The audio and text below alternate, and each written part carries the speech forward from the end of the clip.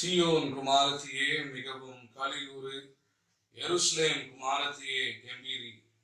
இதோ உன் ராஜா உன்னிடத்தில் வருகிறார். அவர் நீதி உள்ளவரும் கழுதையின் மேலும் கழுதை குட்டியாகிய மரியின் மேலும் ஏறி வருகிறோமா இருக்கிறார். கர்த்தருடைய நாமத்திலே வருகிறவர் ஸ்தோத்திரிக்கப்படவர். கர்த்தரை துதியுங்கள், அவர் நல்லவர், அவர் கிருபை என்றும் உள்ளது. ஜெபம் செய்வோம்.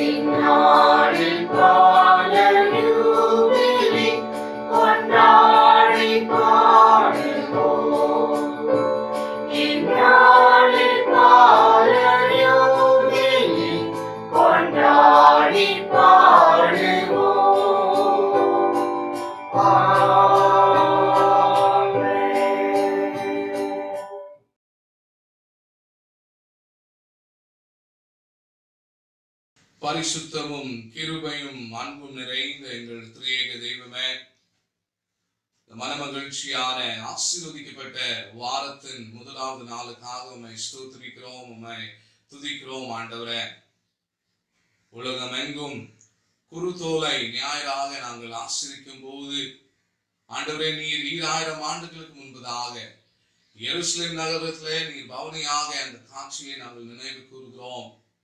நீர் எங்களுக்கு ராஜாவாக, ரட்சகராக, மீட்பராக இந்த உலகத்திலே வந்ததுக்காக உம்மை ஸ்தோத்திரிக்கிறோம்.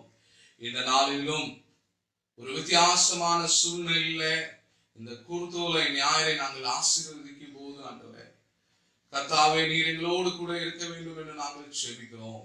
எங்களுடைய இல்லத்திலிருந்து நாங்கள் உம்மை ஆராதிக்க இப்படிப்பட்ட ஒரு சூழ்நிலையை நீர் எங்களுக்கு தந்ததுக்காக நாங்கள் ஸ்தோத்திரிக்கிறோம். ஆண்டவரே, நாங்கள் எங்கேயும் இருந்தாலும் நீர் எங்களோடு கூட இருக்கிறீர் என்ற நம்பிக்கை எங்களுக்கு உண்டு. ஆண்டவரே, இந்த குருத்தோலை ஞாயிறை ஆராதனையிலும் நாங்கள் குடும்பமாக கலந்து கொள்ள ஆண்டவர் எங்களை நீர் பலப்படுத்த வேண்டும் என்று நாங்கள் ஜெபிக்கிறோம். எங்களுடைய சிந்தனைகளை நாங்கள் சிதறடிக்காதபடி ஆண்டவரே, நாங்கள் ஒரு மனதோடு ஒரு சிந்தனையோடு இந்த ஆராதனையிலே பங்கு பெற்று இறை ஆசீர்வாதத்தை பெற்றுக்கொள்ள ஆண்டவர் எங்கள் ஒவ்வொருவரையும் வழி நடத்த வேண்டும் என்று நாங்கள் ஜெபிக்கிறோம். இந்த ஆராதனையிலே பாடுகிற பாடல்கள், வாசிக்கிற, தியானிக்கிற உங்களுடைய தூய வார்த்தைகள் ஆண்டவர் எல்லாவற்றையும் அங்கீகரித்து ஆசீர்வதிக்க வேண்டும் என்று நாங்கள் ஜெபிக்கிறோம். துவக்க முதல் இறுதி வரை கர்த்தர் தாமே இந்த ஆராதனையும் எங்களையும் நீர் ஆசீர்வதித்து வழி நடத்த வேண்டும் என்று மீட்பரும் இரட்சகருமாக இருக்கிற இயேசு கிறிஸ்துவின் நாமத்தினாலே இந்த ஜெபத்தை எடுக்கிறோம் எங்கள் அன்பின் பிதாவே, ஆமென். ஆண்டவருடைய பரிசுத்த நாமத்துக்கு மகிமை உண்டாவதாக. நாம் பாமாலை 94 யாவரும் சேர்ந்து பாடுவோம். பாமாலை 94 நாம் யாவரும் சேர்ந்து பாடுவோம்.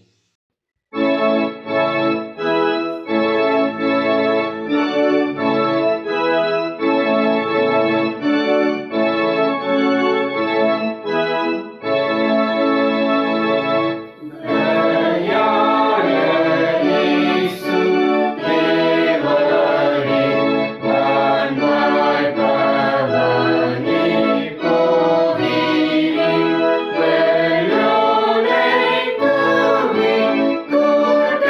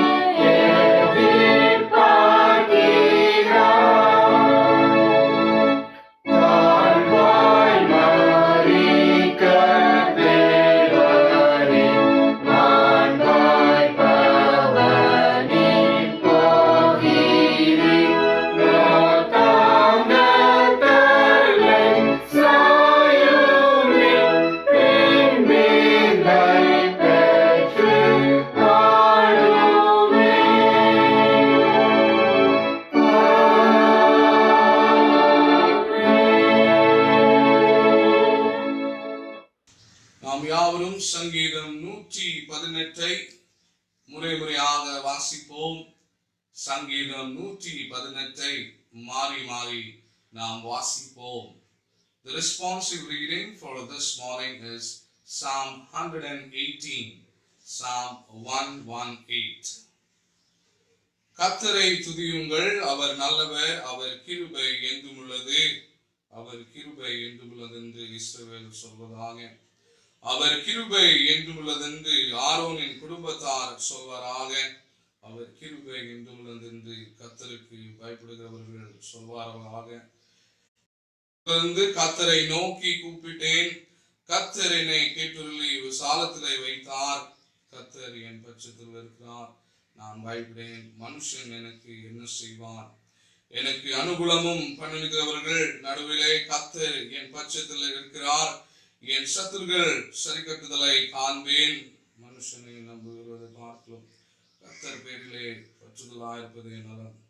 பிரபுக்களை நம்புவதை பார்க்கிலும் கர்த்தர் பேரிலே பற்றுதலாயிருப்பதே நலம். எல்லா ஜாதியாரும் என்னை வளைந்து கொள்கிறார்கள், கர்த்தருடைய நாமத்தினாலே அவர்களை சங்கரிப்பேன். என்னை சுற்றிலும் வளைந்து கொள்கிறார்கள், கர்த்தருடைய நாமத்தினாலே அவர்களை சங்கரிப்பேன். போல என்னை வளர்ந்து கொள்கிறார்கள், முள்ளுள்ள பற்று நெருப்பினாலே அணைத்து போவார்கள், கர்த்தருடைய நாமத்தினாலே அவர்களை சங்கரிப்பேன். நான் விழும்படி நீர் என்னை தள்ளினாய், கர்த்தரோ எனக்கு உதவி செய்தார். கர்த்தர் என் பலனும் என் கீதமுமானவர், அவர் எனக்கு இரட்சிப்புமானவர். நீதிமான்களுடைய கூடாரங்களில் ரட்சிப்பின் கெம்பீர சத்தம் உண்டு. கர்த்தரின் வலது கரம் பராக்கிரம் செய்யும். கர்த்தரின் வலது கரம் உயர்த்திருக்கிறது, கர்த்தரின் வலது கரம் பராக்கிரம் செய்யும். நான் சாவாமல் பிழைத்திருந்து கர்த்தருடைய செய்திகளை விவரிப்பேன். கர்த்தர் என்னை வெகுவாய் தண்டித்தும் என்னை சாவுக்கு ஒப்பு கொடுக்கவில்லை. நீதியின் வாசல்களை திறவுங்கள், நான் அவைகளுக்குள்ளே பிரவேசித்து கர்த்தரை துதிப்பேன். கர்த்தரின் வாசல் இதுவே, நீதிமான்கள் இதற்குள் பிரவேசிப்பார்கள். நீர் எனக்கு செவி கொடுத்து எனக்கு இரட்சிப்பாயிருந்தபடியால் நான் உம்மை துதிப்பேன். மூளைகளை தலையை ஆயிற்று, அது கர்த்தராலே ஆயிற்று. அது நம்முடைய கண்களுக்கு ஆச்சரியமா இருக்கிறது. இது கர்த்தர் கர்த்தாவே ரட்சியும், கர்த்தாவே காரியத்தை வாய்க்க பண்ணும். கர்த்தருடைய நாமத்தினாலே வருகிறவர்களுக்கு ஸ்தோத்திரிக்கப்படவர். கர்த்தருடைய ஆலயத்திலிருந்து உங்களை ஆசீர்வதிக்கிறோம். கர்த்தர் நம்மை பிரகாசிக்கப்படவர் தேவனா இருக்கிறார். பண்டிகை பலியை கொண்டு போய் பலிபீடத்தின் கொம்புகளின் கயிறுகளால் கட்டுங்கள். நீர் என் தேவன், நான் உம்மை துதிப்பேன். நீர் என் தேவன், நான் உம்மை உயர்த்திருப்பேன். நாம் யாவரும் சேர்ந்து வாசிப்போம். கர்த்தரை துதியுங்கள், அவர் நல்லவர், அவர் கிருபை என்றும் உள்ளது.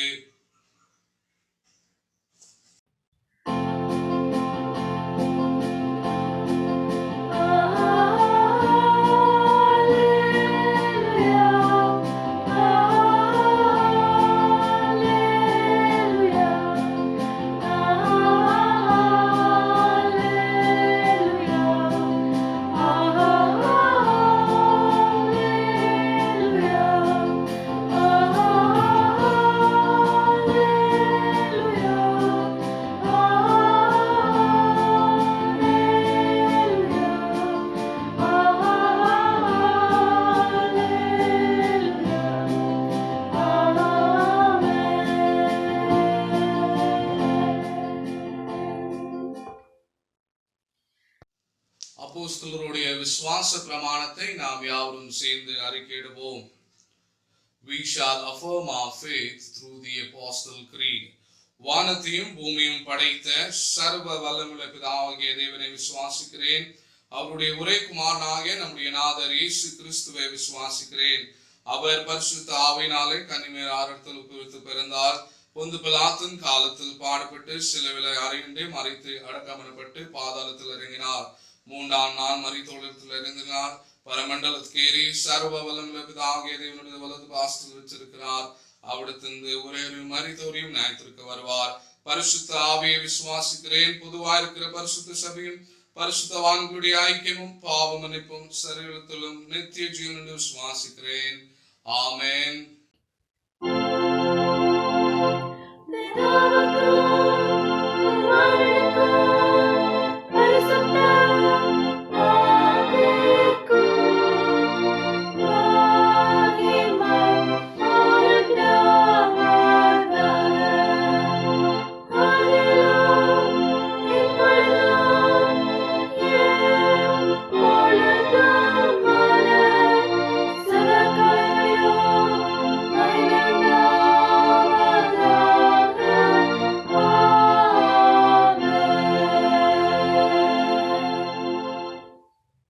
கர்த்தருடைய ஜெபத்தை நாம் யாவரும் சேர்ந்து சொல்வோம். The Lord's Prayer.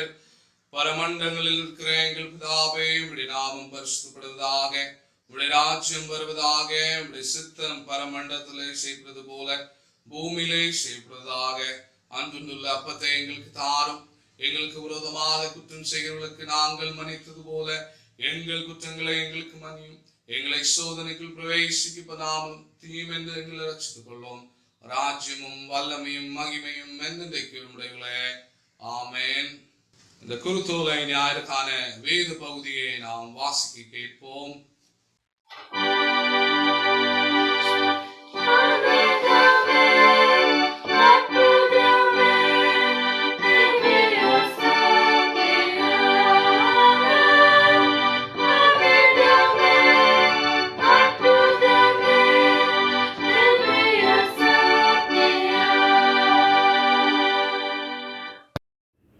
வாசிக்க வேண்டிய வேத பாடம் லூக்கா 19ஆம் அதிகாரம் வசனங்கள் 29 முதல் 44 வசனங்கள் வரை. அவர் ஒலிவமலை எனப்பட்ட மலையின் அருகான பெத்பகே பெத்தானியா என்னும் ஊருக்கு சமீபித்த போது தம்முடைய சீஷர்களில் 2 பேரை நோக்கி, உங்களுக்கு எதிரே இருக்கிற கிராமத்துக்கு போங்கள். அதிலே பிரவேசிக்கும் போது மனுஷில் ஒருவனும் ஒரு களம் ஏறிராத கழுதைக்குட்டியை கட்டிருக்க காண்பீர்கள். அதை அவிழ்த்து கொண்டு வாருங்கள். அதை ஏன் அவிழ்க்கிறீர்கள் என்று யாராவது உங்களிடத்தில் கேட்டால் அது ஆண்டவருக்கு வேண்டுமென்று சொல்லுங்கள் என்றார். அனுப்பப்பட்டவர்கள் போய் தங்களுக்கு அவர் சொன்னபடியே கண்டார்கள். கழுதைக்குட்டியை அவர்கள் அவிழ்க்கும் போது அதற்கு உடையவர்கள், குட்டியை ஏன் அவிழ்க்கிறீர்கள் என்று கேட்டார்கள். அதற்கு அவர்கள் அது ஆண்டவருக்கு வேண்டுமென்று சொல்லி அதை இயேசுவினிடத்தில் கொண்டு வந்து தங்கள் வஸ்திரங்களை அதன்மேல் போட்டு இயேசுவை அதன்மேல் ஏற்றினார்கள். அவர் போகையில் அவர்கள் தங்கள் வஸ்திரங்களை வழியிலே விரித்தார்கள். அவர் ஒலிவமலையின் அடிவாரத்துக்கு சமீபமாய் வருகையில் திரளான கூட்டமாகிய சீஷர் எல்லாரும் தங்கள் கண்ட சகல அற்புதங்களை குறித்து சந்தோஷப்பட்டு, கர்த்தருடைய நாமத்தினாலே வருகிற ராஜா சொஸ்தரிக்கப்பட்டவர், பரலோகத்திலே சமாதானமும் உன்னதத்திலே மகிமையும் உண்டாவதாக என்று மிகுந்த சத்தத்தோടെ தேவனை புகழ்ந்தார்கள். அப்போது கூட்டத்தில் இருந்த பரிசேயரில் சிலர் அவரை நோக்கி, போதகரே, உம்முடைய சீஷரை அதட்டும் என்றார்கள். அவர்களுக்கு அவர் பிரதித்திரமாக, இவர்கள் பேசாமல் இருந்தால் கல்களை கூப்பிடும் என்று உங்களுக்கு சொல்லுகிறேன் என்றார். அவர் சமீபமாய் வந்தபோது நகரத்தை பார்த்து அதற்காக கண்ணீர் விட்டழுது, உனக்கு கிடைத்த இந்த நாளிலாகிலும் உன் சமாதானத்துக்கு ஏற்றவைகளை நீ அறிந்தாயானால் நலமாயிருக்கும். இப்பொழுதோ அவைகள் உன் கண்களுக்கு மறைவாயிருக்கிறது. உன்னை சந்திக்கும் காலத்தை நீ அறியாமல் போனபடியால் உன் சத்துருக்கள் உன்னை சூழ மதில் போட்டு உன்னை வளைந்து கொண்டு எப்பக்கத்திலும் உன்னை நெருக்கி உன்னையும் உன்னிலுள்ள உன் பிள்ளைகளையும் தரையாக்கி போட்டு உன்னிடத்தில் ஒரு கல்லின் மேல் ஒரு கல் இராதபடிக்கு செய்யும் நாட்கள் உனக்கு வரும் என்றார். வாசிக்க வேண்டிய வேத பாடம் வாசித்தாயிற்று.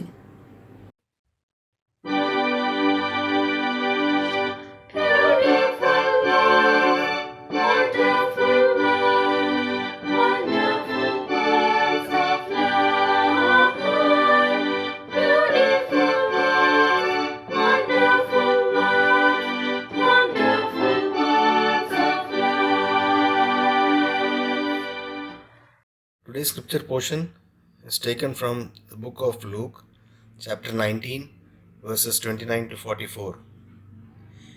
As he approached Bethphage and Bethany, at the hill called the Mount of Olives, he sent 2 of his disciples, saying to them, "Go to the village ahead of you. As you enter it, you will find a colt tied there, which no one has ever ridden. Untie it and bring it here. If anyone asks you, 'Why are you untying it?' tell him the Lord needs it." Those who were sent ahead went and found it just as he had told them. As they were untying the colt, its owners asked them, "Why are you untying the colt?" They replied, "The Lord needs it." They brought it to Jesus, threw their cloaks on the colt, and put Jesus on it. As he went along, people spread their cloaks on the road. When he came near the place where the road goes down the Mount of Olives, the whole crowd of disciples began joyfully to praise God in loud voices for all the miracles they had seen. "Blessed is the King who comes in the name of the Lord, peace in heaven and glory in the highest." Some of the Pharisees in the crowd said to Jesus, "Teacher, rebuke your disciples." "I tell you," he replied, "if they keep quiet, the stones will cry out." As he approached Jerusalem and saw the city, he wept over it and said, "If you, even you, had only known on this day what would bring you peace, but now it is hidden from your eyes. The days will come upon you when your enemies will build an embankment against you and encircle you and hem you in on every side. They will dash you to the ground, you and the children within your walls.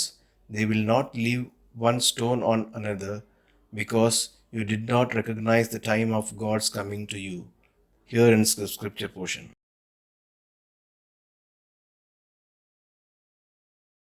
நாம் யாவரும் நம்முடைய இல்லத்துல இருந்து முழங்கால் படியிட்டு நாம் ஆண்டவருடைய சமூகத்துல நம்முடைய விண்ணப்பங்களை நாம் ஏறெடுப்போம். எங்களை அனுதினமும் வழிநடத்தி ஆசீர்வதித்துக் கொண்டிருக்கிற எங்களுடைய அன்பின் பரலோக பிதாவே, இந்த காலை வேளையிலும்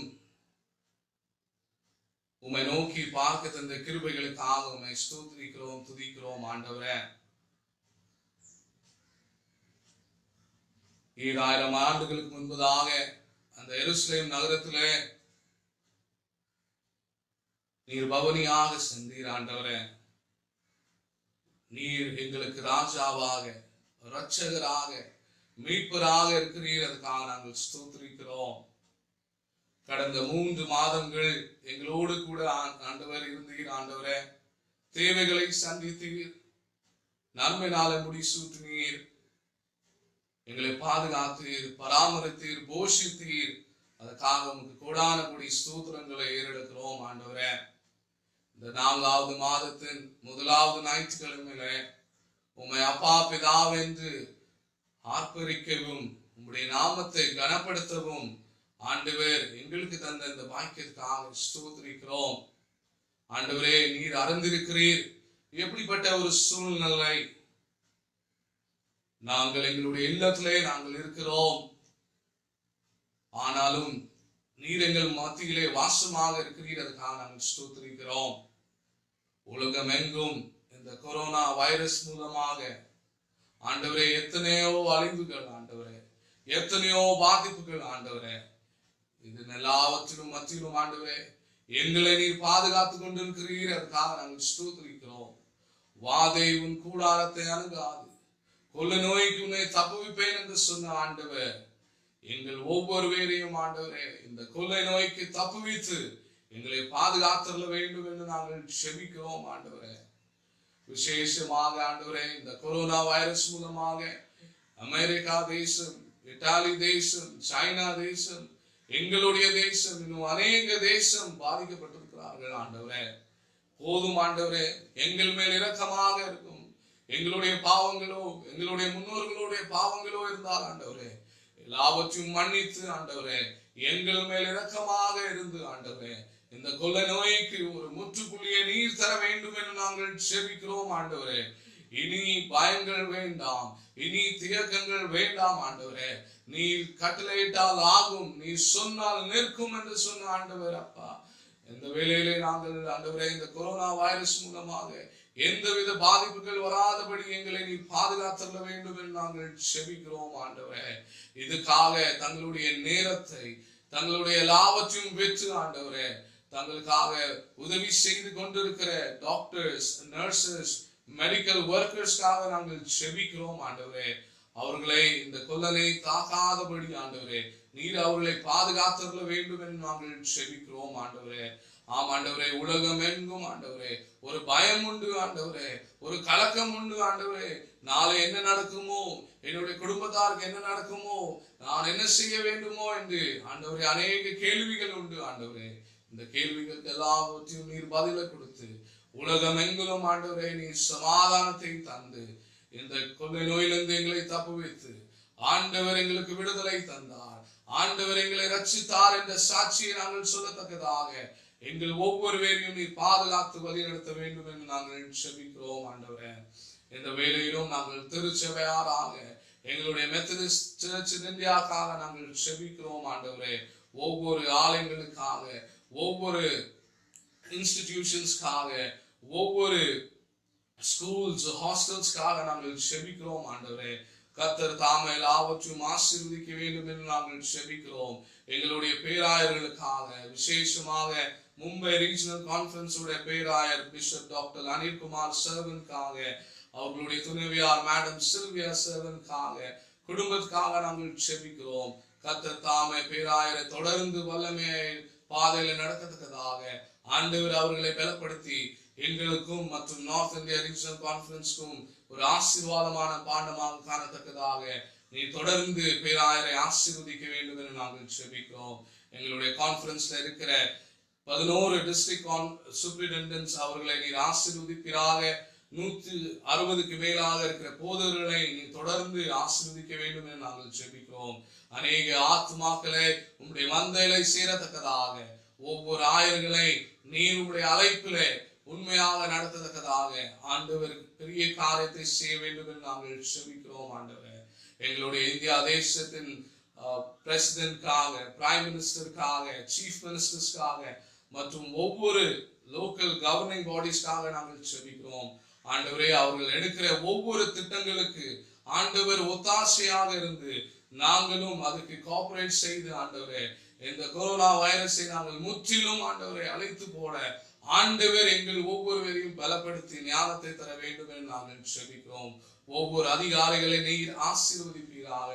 இந்த சூழ்நிலையிலே அவர்கள் எப்படி மாறி திட்டங்களை எடுக்க வேண்டும் என்ற ஞானத்தை நீர் பரத்திலிருந்து தர வேண்டும் என்று நாங்கள் செபிக்கிறோம் ஆண்டவரே. தொடர்ந்து ஆண்டவரே, இந்த வியாதியின் மூலமாக அநேகர் தங்களுடைய சொந்த பந்தங்களை இழந்து விட்டிருக்கிறார்கள். அந்த குடும்பத்தாரை நீர் ஆட்சி தேற்ற வேண்டும் என்று நாங்கள் செபிக்கிறோம். இந்த வேளையிலும் இந்த ஆராதனையில் பங்கு பெற்றிருக்கிற ஒவ்வொரு நபர்களுக்காக உம்மை நோக்கி நாங்கள் செபிக்கிறோம் ஆண்டவரே. ஒரு சித்தம் உண்டு ஆண்டவரே, அந்த சித்தத்தை நீர் நிறைவேற்ற வேண்டும் என்று நாங்கள் செபிக்கிறோம். நாங்கள் இப்படியாக ஆராதிக்க ஆண்டவர் ஒரு கிருபையை கொடுத்திருக்கிறீரே, அதுக்காக ஸ்தோத்திரிக்கிறோம். எங்களுக்கு வாழ்வை கொடுத்திருக்கிறீரே, அதுக்காக ஸ்தோத்திரிக்கிறோம். இப்படிப்பட்ட டெக்னாலஜியை கொடுத்திருக்கிறீரே, அதுக்காக நாங்கள் ஸ்தோத்திரிக்கிறோம். நாங்கள் தொடர்ந்து உமக்காக உண்மையாக சாட்சியாக வாழத்தக்கதாக எங்கள் ஒவ்வொருவரையும் நீர் ஆசீர்வதித்து வழிநடத்த வேண்டும் என்று நாங்கள் செபிக்கிறோம். தொடர்ந்து கண்ணீர் எல்லாவற்றையும் துடைத்து விடும், சமாதானத்தை தாரும், சந்தோஷத்தை தாரும். ஒரு குறைவு இல்லாமல் ஆண்டவரே எங்களுடைய அன்றாட தேவைகளை சந்தித்து எங்களை தொடர்ந்து ஆசீர்வதித்து வழிநடத்த வேண்டும் என்று இயேசு கிறிஸ்துவின் நாமத்தினால இந்த ஜெபத்தை எடுக்கிறோம் எங்கள் அன்பின் பிதாவே, ஆமென்.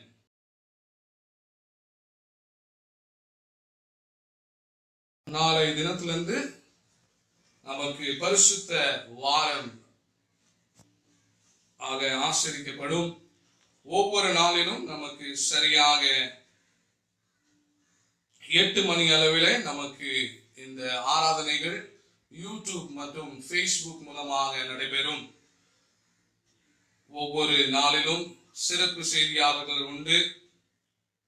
நாம் யாவரும் இந்த பரிசுத்த வாரத்திலே ஒவ்வொரு ஆராதனையிலே குடும்பமாக பங்கு பெற வேண்டிக் கொள்கிறோம். சரியாக 8 மணி அளவிலே ஒவ்வொரு நாளிலும் ஒவ்வொரு ஆராதனையிலும் சிறப்பு செய்தியாளர்கள் உண்டு.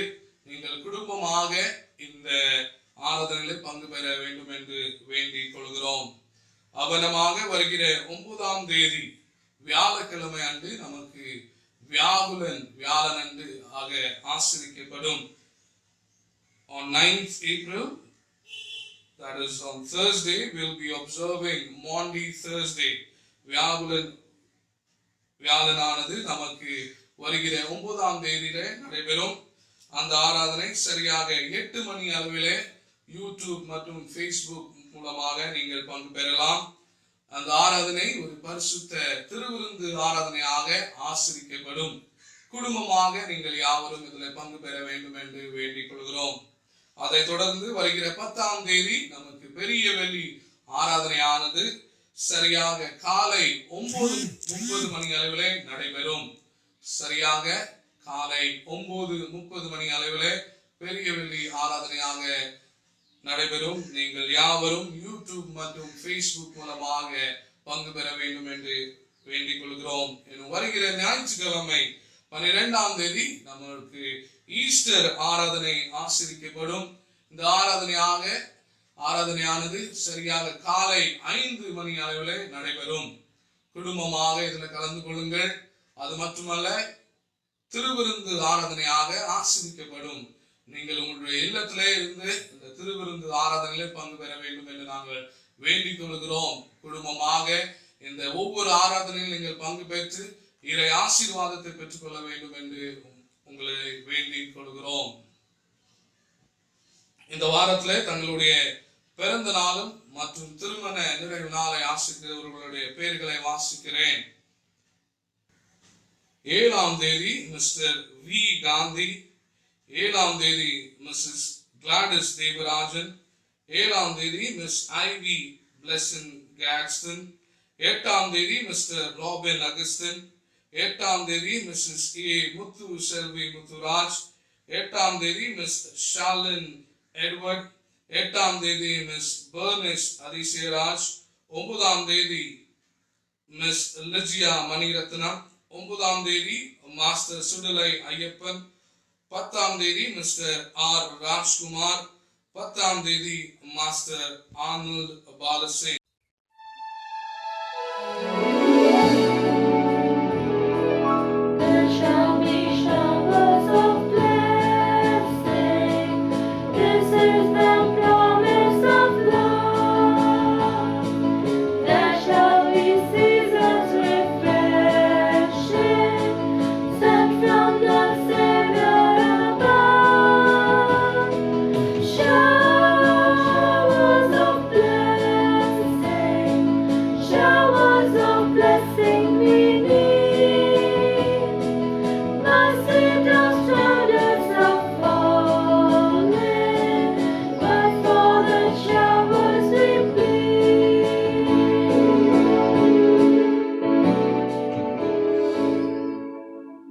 ஜெபம் செய்வோம்.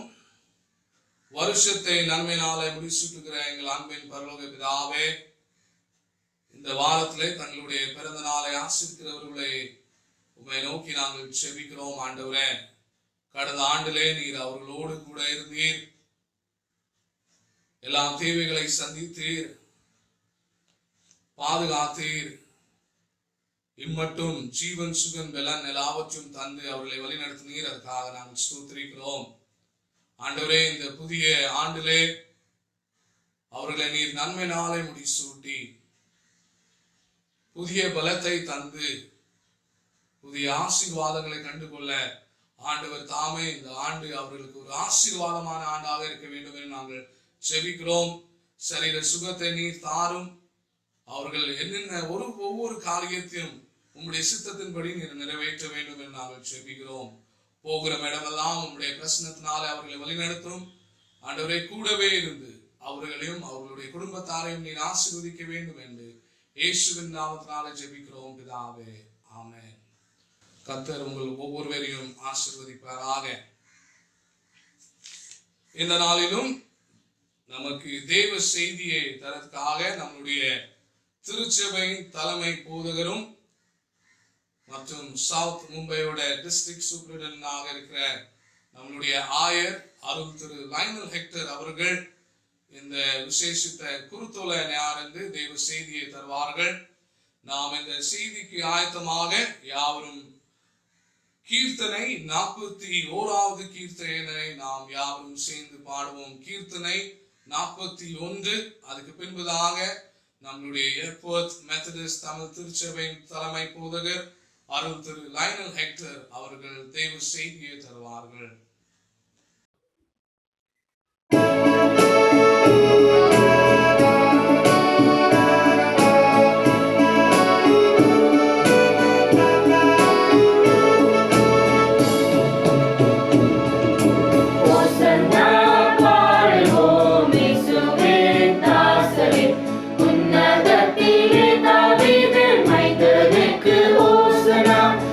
ஓசன்னா பாடுவோம் இயேசுவே தாசரே உன்னதத்திலே தாவீது மைந்தனுக்கு ஓசன்னா முன்னும் பின்னும் சாலேம் நகர் சின்ன பால பாடினார் முன்னும் பின்னும் சாலேம் நகர் சின்ன பால பாடினார் அன்று போல இன்று நாமும் அன்பாய் துதி பாடுவோம் அன்று போல இன்று நாமும் அன்பாய் துதி பாடுவோம் ஓசன்னா பாடுவோம் இயேசுவே தாசரே உன்னதத்திலே தாவீது மைந்தனுக்கு ஓசன்னா சிங்கமரி மீதில் ஏறி அன்பாய் பவனி போனார் சின்னமரி மீதில் ஏறி அன்பாய் பவனி போனார் இன்னும் என்னகத்தில் அவர் என்றும் அரசாளுவார் இன்னும் என்னகத்தில் அவர் என்றும் அரசாளுவார் ஓசன்னா பாடுவோம் இயேசுவே தாசரே உன்னதத்திலே தாவீது மைந்தனுக்கு ஓசன்னா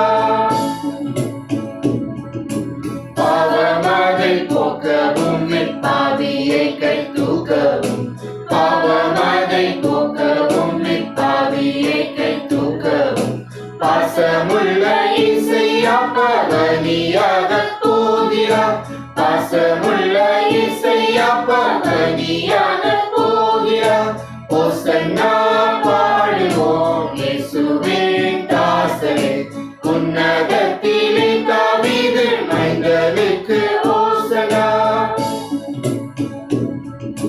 பாலர்களின் கீதம் கேட்டு பாசமாக மகிழ்ந்தார் பாலர்களின் கீதம் கேட்டு பாசமாக மகிழ்ந்தார் ஜால வீணையோடு பாடி நாளை முக்தி செய்கிறோம் ஜால வீணையோடு பாடி நாளை முக்தி செய்கிறோம் ஓசன்னா பாடுவோம் இயேசுவே தாசரே உன்னதத்திலே தாவீது மைந்தனுக்கு ஓசன்னா குருத்தோலை ஞாயிறெல்லாம் குரு பாதம் பணிவோம் குருத்தோலை ஞாயிறெல்லாம் குரு பாதம் பணிவோம் கூடி அருள் பெற்று நாமும் திரியேகரை போற்றுவோம் கூடி அருள் பெற்று நாமும் திரியேகரை போற்றுவோம் ஓசன்னா பாடுவோம் இயேசுவே தாசரே உன்னதத்திலே தாவீது மைந்தனுக்கு ஓசன்னா ஓசன்னா பாடுவோம் இயேசுவே தாசரே உன்னதத்திலே தாவீது மைந்தனுக்கு ஓசன்னா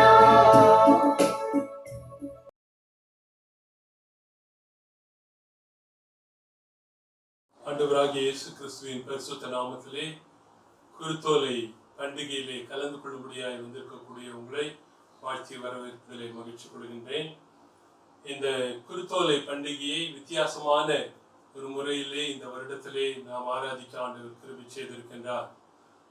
எத்தனையோ தடைகள் மத்தியிலும் ஆண்டவருடைய வசனத்தை நாம் அறிந்து கொள்ளவும் பகிர்ந்து கொள்ளவும் ஆண்டவர் நமக்கு தந்து வரக்கூடியதான எல்லா சாக்கியங்களுக்காக ஆண்டவரை நான் துதிக்கின்றேன். கடந்த வாரம் முழுவதுமாய் அநேக ஆண்டவருடைய வார்த்தைகளை பகிர்ந்து கொள்ளக்கூடியதான பாக்கியத்தை ஆண்டவர் தந்தார். இந்த பண்டிகை குறித்து எண்ணி பார்க்கும் பொழுது 40 நாள் ஆண்டவருடைய இந்த பாடு மரணத்தை குறித்து சிந்திப்பதற்காக நம்முடைய மூதாதையர்கள் இதை ஒழுங்கு செய்திருப்பதற்காக நன்றி சொல்கின்றோம். இந்த 40 நாட்களிலே ஒரு சிலர் உபவாசம் இருந்து இன்னும் ஆண்டவருடைய வசனத்தை வாசித்து தியானித்து அப்படியாய் இந்த நாட்களை செலவிட ஆண்டவர் கிருபை செய்திருக்கின்றார். இந்த குருத்தோலை பண்டிகையினுடைய உச்சகட்டம் என்று நாம் குறிப்பிடலாம். இந்த குருத்தோலை பண்டிகையை ஆண்டவர் பண்டிகையாய் இந்த நாளிலே நாம் ஆசரிப்பதற்கு வாய்ப்பை தந்திருப்பதற்காக நன்றி சொல்கின்றேன். இந்த குருத்தோலை பண்டிகையை குறித்து நாம் நிச்சயமாய் அறிந்து கொள்ள வேண்டும். இதனுடைய பின்னணியை அறிந்து கொள்ள வேண்டும். ஆண்டவராகிய இயேசு கிறிஸ்து இந்த உலகத்திலே 3.5 ஆண்டு காலம் ஊழியத்திலே அவர் பணி செய்த பொழுது இந்த ஊழியத்தினுடைய உச்சகட்டமாய் இந்த குருத்தோலை பவனியை நமக்கு முன்வைக்கின்றார். அவருடைய பிறப்பு முதலாக அவருடைய சிலுவை பாடுகள் வரை ஆண்டவர் நமக்கு சொல்ல விரும்பின காரியம் எல்லாம் நம்முடைய பாவங்களை மன்னிக்கத்தக்கதாக பரலோகத்திலிருந்து மனுஷனாய் வந்து அவதரித்து அவர் இந்த நாளிலே அவர் பிறந்த காலம் முதல் அவர் சிலுவையில் அடிக்கப்படக்கூடிய காலம் வரை ஆண்டவர் உண்மையாகவே நம்முடைய பாவங்களுக்காக மரிக்க வந்தார். அவர்தான் மேசியா என்பதை ஒவ்வொரு நிகழ்வுகள் மூலமாகவும் வெளிப்படுத்தி வருகின்றார். அநேக அதிசயங்களை வேதத்திலே வாசிக்கின்றோம். இயேசு கிறிஸ்து செய்த அதிசயங்கள் எல்லாவற்றின் மத்தியிலும் அவர் சொல்ல விரும்பினது தேவனுடைய குமாரன் நான் தான் என்று சொல்ல அவர் விரும்புகின்றார். அப்படிப்பட்ட ஆண்டவர் தன்னை அறிமுகப்படுத்தி எத்தனையோ அதிசயங்களை செய்த போதிலும் நன்மைகளை பெற்றுக்கொண்ட மக்கள், கண் பார்வை எழுந்தவன் கண்ணை பெற்றுக் கொள்கின்றான், உடவன் எழுந்து நடக்கின்றான், இன்னும் தொடர்ந்து செவிடன் கேட்கின்றான், இன்னும் குஷ்டரோகிகள் சொத்தமாகின்றார்கள். இப்படிப்பட்ட அநேக அதிசயங்களை பெற்றுக்கொண்ட அவர்கள் இந்த உலகத்திலே அவர்கள் நன்மைகளை அனுபவிக்க சென்றார்களே ஒழிய இவர்தான் மேசியா என்று சொல்லுவதற்கு அவர்களுக்கு தைரியம் இல்லை. அவர்கள் அப்படிப்பட்ட ஒரு வாழ்க்கையை வாழ்வதற்கு முன்வரவும் இல்லை என்று சொல்லி பார்க்கின்றோம். இதனாலும் ஆண்டாண்டு காலமாய் இப்படிப்பட்ட இந்த பவனியை குறித்து சிந்திக்கக்கூடிய நம்முடைய வாழ்க்கையிலும் ஆண்டவர் விரும்புவதெல்லாம் ஏதோ ஒரு பண்டிகையை ஆசரிப்பதற்காக ஆண்டவர் இதை நமக்கு ஒழுங்கு பண்ணவில்லை. இந்த நாளிலும் மேசியா வந்துவிட்டார். அவர் எனக்காக எங்களுக்காக அவர் சிலுவையிலே மரித்து ரத்தம் சிந்தி விட்டார். அப்படிப்பட்ட அந்த சிந்தனையோடு கூட இந்த குருத்தோலை பண்டிகையிலே நாம் கலந்து கொள்ள நிச்சயமாய் ஆசைப்பட வேண்டும். அப்படிப்பட்ட சிந்தனையோடு கூட நாம் கலந்து கொள்வோம். ஒரு நிமிடம் கண்களை மூடி நாம் பிரார்த்தனை செய்வோம். கிருபையுள்ள ஆண்டவரே, தர்மையான குருத்தோலை பண்டிகைக்காக நாம் நன்றி சொல்கிறோம் சுவாமி. 2000 வருடங்களுக்கு முன்பதாகவே மேசியா என்பதை நீர் அறிமுகப்படுத்தும்படியாய் இந்த உலகத்திலே இந்த பவனியின் மூலமாய் அதிகாரத்தோடு கூட நீ அந்த பவனியிலே நீர் கலந்து கொண்டீர். அதற்காக நன்றி சொல்கிறோம். இப்படிப்பட்ட பவனி எதற்கு, இதிலே நீ சொன்ன காரியம் என்ன என்பதை இந்த நாளிலே நாங்கள் சுருக்கமாய் சிந்திக்க ஆண்டவர் எங்களுக்கு கிருபை செய்து வழி நடத்த வேண்டும் என்று இயேசு கிறிஸ்துவின் மூலமாக ஜெபிக்கிறோம் பிதாவே, ஆமென். இந்த பண்டிகையை குறித்து நாம் சில காரியங்களை பின்னணியாய் நாம் அறிந்து கொள்ள ஆண்டவர் விரும்புகின்றார். இது புறப்பட்ட இடத்தை குறித்து வேதம் சொல்கின்றது. பெத்பகே, பெத்தானியா என்று சொல்லக்கூடிய 2 சிறு கிராமங்கள் மத்தியில் இருந்து ஆண்டவர் இந்த பவனியை மேற்கொள்கின்றார். இதை குறித்து இன்னும் சொல்லும் பொழுது இது ஒலிவ மலையின் அடிவாரத்திலே இருக்கக்கூடிய 2 கிராமங்கள் என்று சொல்லி வேதம் சொல்கின்றது. இதற்கு காரணம் என்ன? ஆண்டவர் ஏன் இங்கிருந்து கிளம்ப வேண்டும், தன்னுடைய பவனியை துவக்க வேண்டும் என்று சொல்லி பார்க்கும் பொழுது இந்த யூதர்கள் மேசியாவை எதிர்பார்த்திருந்தார்கள். இந்த யூதர்கள் மேசியாவை எதிர்பார்த்ததை நிறைவேற்றும்படியாகத்தான், அதுவும் அந்த யூதர்கள் எங்கு மேசியா தோன்றுவார் என்று சொல்லி எதிர்பார்த்தார்கள் என்றால் ஒலிவ மலையிலே தோன்றுவார் என்று சொல்லி அவர்கள் நம்பினார்கள். ஆகவே தான் இந்த ஒலிவ மலையின் அருகாமல் இருக்கக்கூடிய பெத்பகே, பெத்தானியா என்று சொல்லக்கூடிய இந்த கிராமத்திலிருந்து ஆண்டவராகிய இயேசு கிறிஸ்து புறப்பட்டார் என்று சொல்லி பார்க்கின்றோம். இன்னும் இரண்டாவதாக இந்த பவனி அவர் பெத்பகே, பெத்தானியாவிலே துவங்கி அவர் போய் முடித்ததான ஒரு இடத்தை நாம் நிச்சயமாய் கோடிட்டு அறிந்து கொள்ள வேண்டும். அவர் ஒரு ராஜா என்று சொல்லி தன்னை அறிமுகப்படுத்திக் கொண்டார். இந்த உலகத்திலே நம்முடைய இருதயங்களை ஆட்சி செய்யக்கூடிய ராஜா என்பதைத்தான் அவர் உலகத்துக்கு சொல்ல விரும்பினார். ஆனால் உலகமோ அவர் சொன்ன இந்த ராஜா என்று சொல்லக்கூடிய வார்த்தையை தவறாய் புரிந்து கொண்டது. இந்த உலகத்திலே அவர் ஒரு ராஜ்யத்தை ஸ்தாபிப்பார் என்று சொல்லி அவருடைய சீஷர்களும் நம்பினார்கள். இன்னும் யூதர்களும் அப்படித்தான் எதிர்பார்த்தார்கள். ரோமர்களுடைய ஆட்சியின் கீழாய் இருந்ததான இந்த யூதர்கள் தங்களுக்கு மேசியா வருவார், ஒரு ராஜ்யத்தை ஒன்று பண்ணுவார், அந்த ராஜ்யத்திலே சுதந்திரமாய் வாழ்வோம் என்று சொல்லக்கூடிய அந்த நம்பிக்கையை தான் இந்த யூதர்கள் எதிர்பார்த்திருந்தார்கள். ஆகவே ஆண்டவருடைய இந்த பவனி அவர்கள் எதிர்பார்த்த விதமாக இங்கு ராஜாவுடைய அரண்மனையிலே அது முடியவில்லை. இங்கு ஆண்டவர் எருசலேம் ஆலயத்திலே இதை முடித்தார் என்று சொல்லி பார்க்கின்றோம். எருசலேம் ஆலயத்திலே சென்று அவர் முடித்ததனுடைய நோக்கமெல்லாம் உலகத்தின் ராஜா நான் அல்ல, சமாதானத்தை கொடுக்க வந்த ராஜா நான் என்று சொல்லி ஆண்டவர் இதை அவர்களுக்கு அறிமுகப்படுத்த விரும்பினார் என்று சொல்லி நாம் வாசிக்கின்றோம். இன்னும் தொடர்ந்து மூன்றாவதாக Jesus walked hundreds of miles up and down என்று சொல்லி குறிப்பிடலாம். தன்னுடைய ஊழிய பாதையிலே எத்தனையோ விதமான நூற்றுக்கணக்கான மைல்கள் நடந்தே சென்றுதான் ஊழியம் செய்தார். இன்னும் ஒரு சில நேரங்களிலே படகிலே சென்று ஊழியம் செய்தார் என்று சொல்லி நாம் பார்க்கின்றோம். ஆனால் ஒரு இடத்திலும் அவர் கழுதையின் மேலோ கழுதை குட்டியின் மேலோ குதிரை மேலோ ஏறி சென்று அவர் பிரசங்கம் செய்ததாய் வேதம் சொல்லவே இல்லை. ஆனால் இதுதான் முதல் முறையாய் அவர் ஒரு கழுதை குட்டியின் மேல் அவர் பவனி செய்வதை குறித்து நாம் வாசிக்கின்றோம்.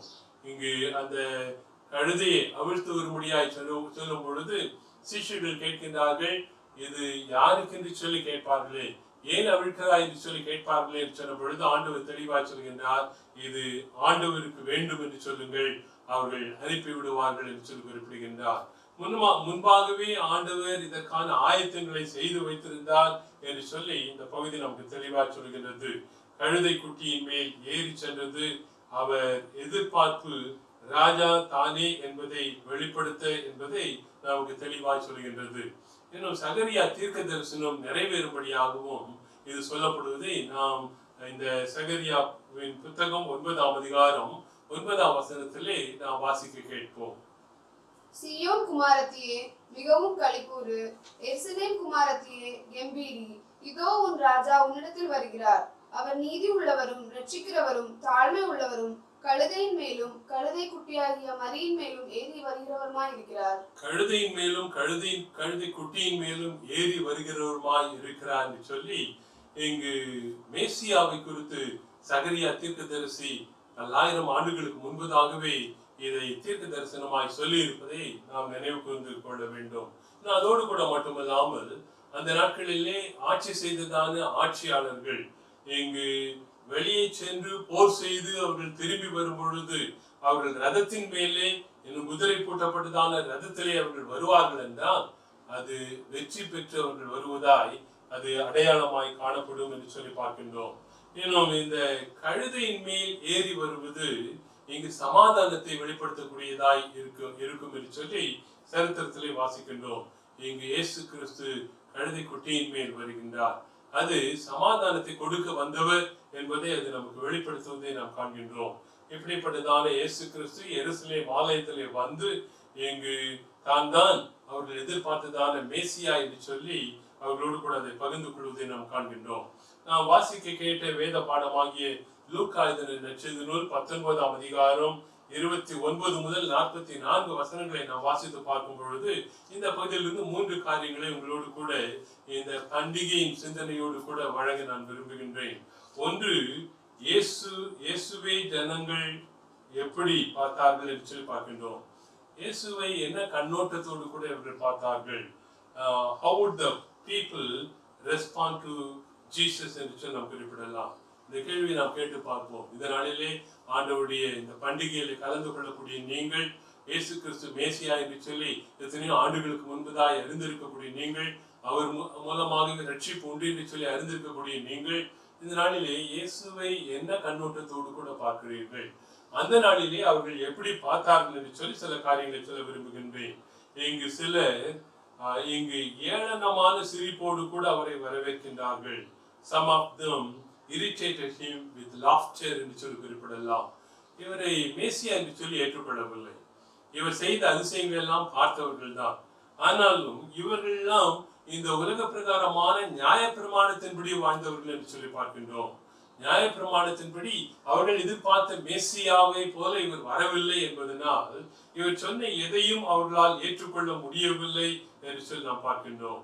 இந்த நாளிலும் ஆண்டவருடைய அநேக விதமான காரியங்களை அறிந்திருக்கக்கூடிய நாம், அவர் சொல்லக்கூடியதான தீர்க்க தரிசனங்கள், அவர் சொல்லக்கூடியதான கடினமான வார்த்தைகள், அவர் சொல்லக்கூடியதான இந்த வார்த்தை நம்முடைய வாழ்க்கையிலே இங்கு இடைப்படுவதற்கு நாம் இடம் தராதவர்களாய் அநேக நேரத்திலே எல்லாவற்றையும் ஏளனமாய் நாம் எடுத்துக் கொள்கின்றோம். இங்கு ஆண்டவராகிய இயேசு கிறிஸ்து ஒரு தச்சனுடைய மகன் என்று சொல்லி அவர்கள் எண்ணினார்கள். அந்த உலக பிரகாரமாக அவருடைய வளர்ப்பை குறித்து எண்ணினார்கள்.